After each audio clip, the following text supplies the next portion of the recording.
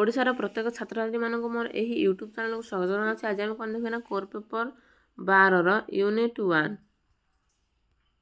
सामाजिक आंदोलन प्रकार भेद।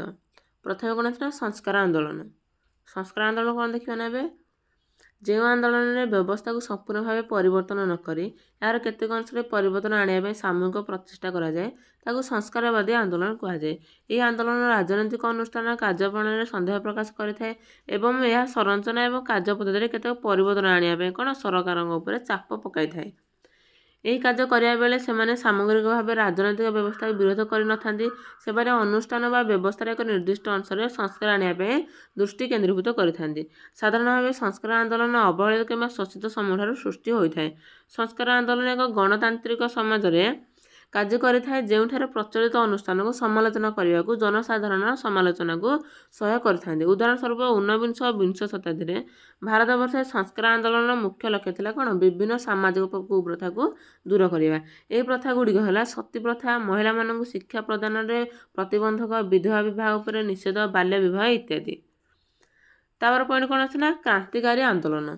यही प्रकार आंदोलन प्रचलित व्यवस्था को हटाइवा को प्रयास करें एवं ता बदले एक संपूर्ण अलग व्यवस्था को प्रचलन करें।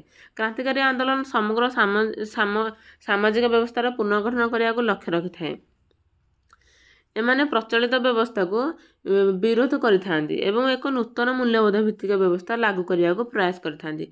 एही प्रकार आंदोलन उदाहरण है फरासी और रूस विप्लव जहाँकि फ्रांस और रूसर प्रचलित सामाजिक और राजनैतिक व्यवस्था को दूर करने कौन चेष्टा करथिले।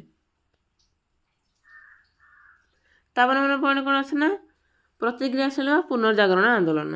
केतेक आंदोलन प्रतिक्रियाशील आंदोलन भाव परिचित अटंती।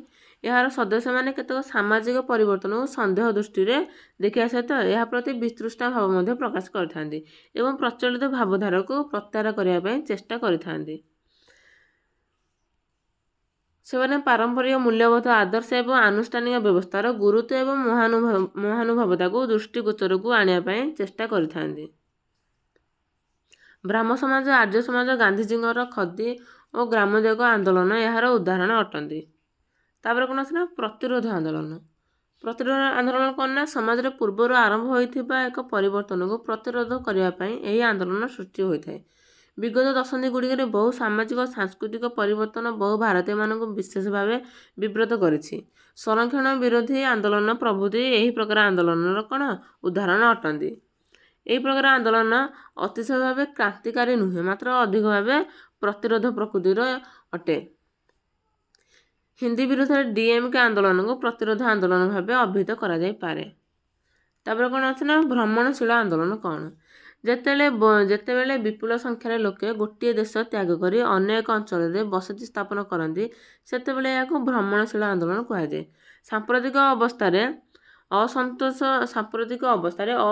हो किंबा अन्य एक अंचल उत्तम भविष्यतर आशा रखी यही गण स्थानांतरण देखा जाय थाए।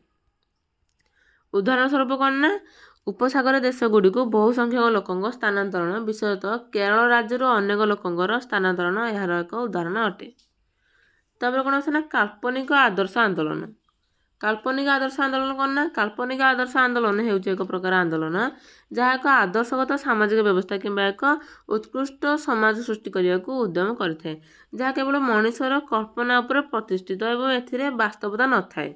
19 एवं 20 शताब्दी में रॉबर्ट ओवेन एवं चार्ल्स फोरियर बहु संख्यक यूटोपिया समाजवादी देखा जाइछि।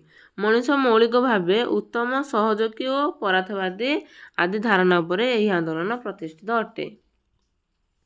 जदि भिडियो भल लगे तेज लाइक करूँ, शेयर करूँ, जहाँ डाउट अच्छे कमेंट बॉक्स में लिखूँ।